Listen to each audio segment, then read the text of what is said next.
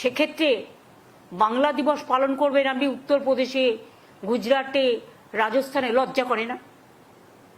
বাংলার প্রাপ্য আটকে রেখে, বাংলাকে সম্মান না দিয়ে 4 বছর ধরে এরিয়ারের টাকা কোথায়? বাংলার 100 দিনের কাজের টাকা দেন না, বাংলার বাড়ির টাকা দেন না, গ্রামীণ রাস্তার টাকা দেন না। এরকম অনেক প্রজেক্ট আছে। আমরা 1,72,000 কোটি টাকার উপর আপনাদের কাছে পাই। কাজ করিয়ে লোককে পয়সা দেননি, সেই টাকাকে দেবে? 100 দিনের কাজ যারা করেছে, জীবন দিয়ে শ্রম দিয়েছে, right to work is our constitutional right, তাদের টাকা দেননি। সেই টাকা চাইতে গিয়ে আমাদের এমপি এমএলএদের সব কেস ঢুকিয়ে দিয়েছেন। সেই টাকা আমরা রাজ্য সরকার থেকে দিয়েছি, পেমেন্ট করেছি। সে টাকাকে দেবে? এই যে 4 বছর ধরে আমরা কর্মশ্রী করছি আমাদের নিজেদের টাকায়, সে টাকা কে দেবে?